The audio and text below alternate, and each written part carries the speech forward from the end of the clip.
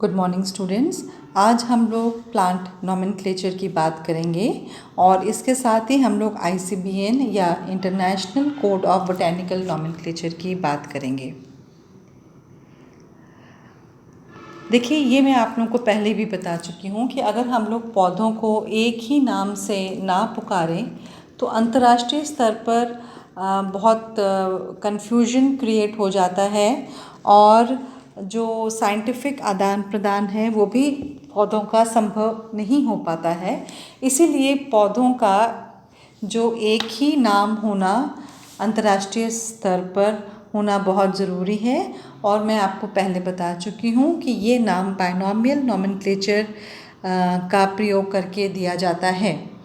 जो इम्पॉर्टेंट नियम्स हैं इसमें आपको पता है कि ये भी मैंने बताया था कि ये पौधों का नाम जो है वो लैटिन भाषा में होता है, क्योंकि लैटिन भाषा अंतर्राष्ट्रीय स्तर पर बहुत ही स्पष्ट भाषा मानी जाती है।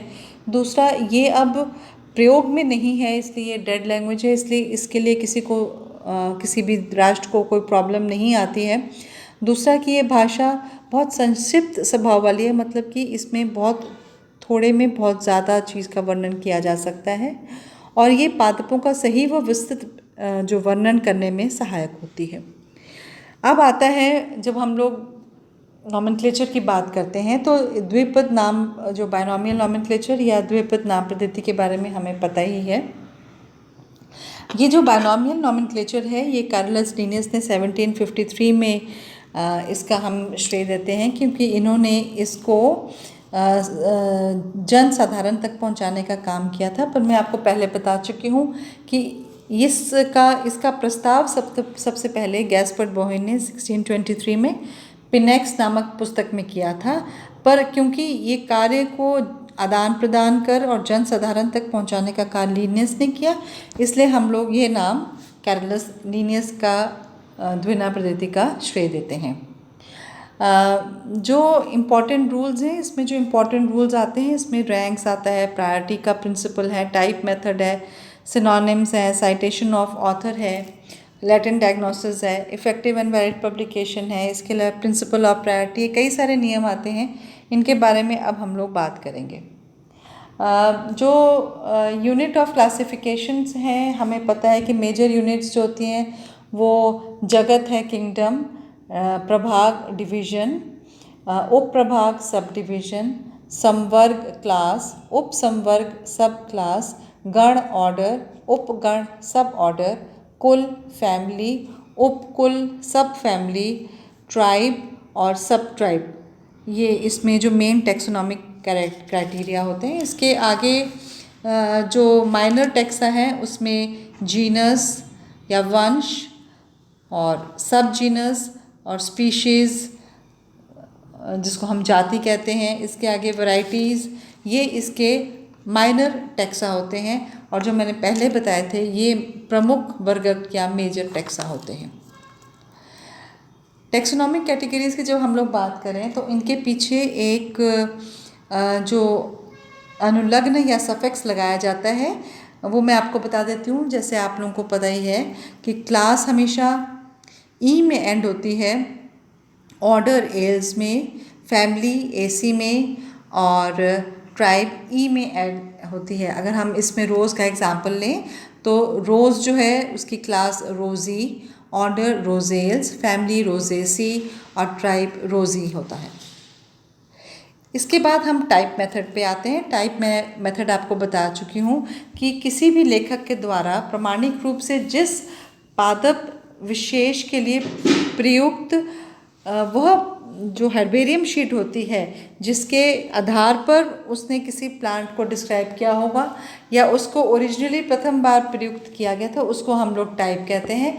और आगे जो टाइप का कंसेप्ट में जो अलग अलग टाइप्स आते हैं, होलोटाइप, आइसोटाइप, इलेक्ट्रोटाइप, सिनटाइप, नियोटाइप, कोटाइप, इसके बारे में मैं ऑलरेडी एक लेक्चर दे चुकी हूँ, आप लोग उसको देख लीजिए, आप लोगों को कंसेप्ट क्लियर हो जाएगा।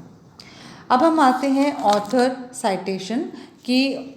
किसी भी, इसका मतलब होता है किसी भी टैक्सन का या टैक्सोनॉमिक कैटेगरी के साथ लेखक का नाम होना अनिवार्य होता है। जैसे लिलिएसी के आगे एडेंस लिखते हैं, इसका मतलब है कि लिलिएसी कुल की स्थापना माइकल एडेंसन ने की थी। और इसी तरह से जो हम लीलियम लिखते हैं, लीलियम के आगे लिन लिखते हैं, LINN, इसका अर्थ है कि जो लीलियम वंश थी उसकी स्थापना कैरोलस लीनियस, ये LINN का मतलब लीनियस है, लीनियस के द्वारा किया गया। तो हमेशा किसी भी पौधे के नाम के आगे लेखक का नाम होता है, और अब अगर एक से अधिक लेखक के दो हैं तो उनके बीच में एट शब्द का इस्तेमाल किया जाता है, और अगर दो से अधिक हैं तो बीच में एट ऑल शब्द का इस्तेमाल किया जाता है। अब हम आते हैं चॉइस ऑफ नेम्स कि कौन सा नाम जो है उसको कैसे चूज़ किया जाता है।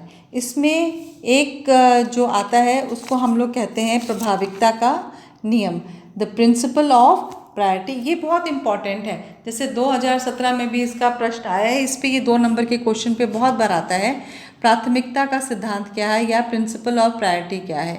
इस सिद्धांत के अनुसार जब भी एक पादप का अलग अलग नामों से वर्णन किया गया हो तो उसमें से जिस नाम को सर्वप्रथम वर्णन होता है वही नाम उसका मान्य होता है। तो प्राथमिक नाम को स्वीकार करना ही प्राथमिकता का सिद्धांत है। मतलब कि प्रिंसिपल ऑफ प्रायोरिटी में जो नाम पहली बार यूज़ किया गया था उसी को चूज़ किया जाता है, उसको प्राथमिकता का नियम कहते हैं। इसको मैं आपको एक एग्जाम्पल से समझाती हूँ। एक प्लांट का नाम था क्लियोम गायनेंड्रा, जिसको लीनियस ने 1753 में दिया। बाद में उसका नाम लीनियस ने ही क्लियोम पेंटाफिला कर दिया। डी कंडोले ने उसको गायनेंड्रोपिस पेंटाफिला का नाम दिया, और इल्टिस ने 1960 में उसको वापस क्लियोम गायनेंड्रा का नाम दिया। तो प्रिंसिपल ऑफ प्रायोरिटी के अनुसार जो पहला वाला नाम था वही मान्य हुआ, तो इसका नाम क्लियोम गायनेंड्रा लिन अब मान्य रहा। इसका मतलब इसका नाम हो गया क्लियोम गायनेंड्रा लिन। इसी तरह से कई बार क्या होता है कि प्लांट में जो हम लोग जब एक ही वंश को 2 या अधिक वंशों में विभाजित किया जाता है तो भी जो ओरिजिनल नेम है वो टाइप या प्ररूप वंश के साथ रखा जाता है।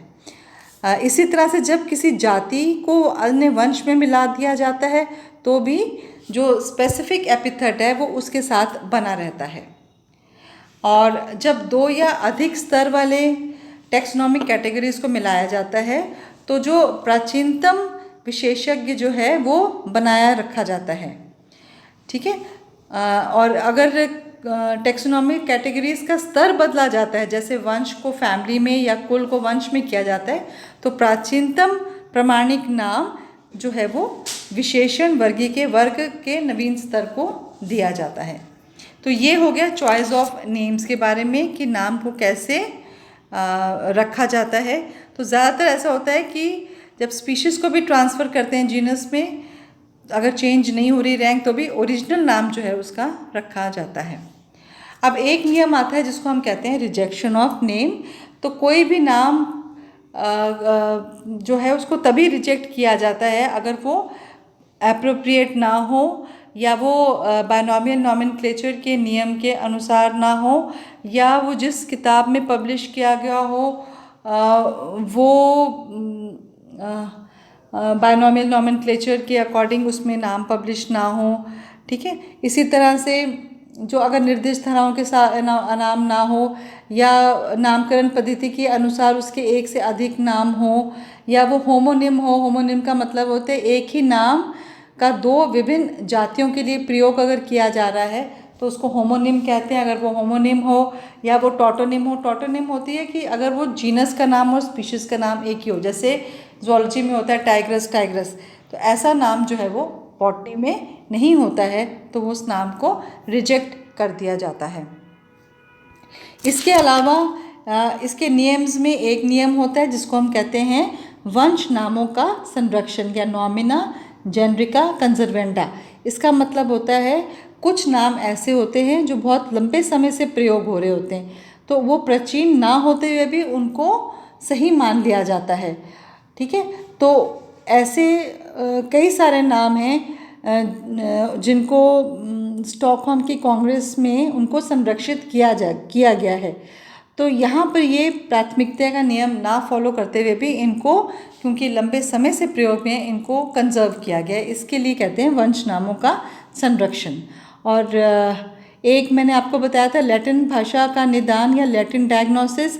इस नियम के अनुसार अगर 1 जनवरी 1955 के बाद किसी भी टैक्सोनॉमिक टैक्सन का वर्णन अगर वो लैटिन अनुवाद के साथ नहीं है तो उसको मान्य नहीं माना जाता है। और ये पब्लिकेशन से रिलेटेड भी एक नियम होता है। इसका मतलब होता है कि जो किसी भी पौधे का नाम जब पब्लिश करते हैं तो वो रूल्स के अकॉर्डिंग होना चाहिए।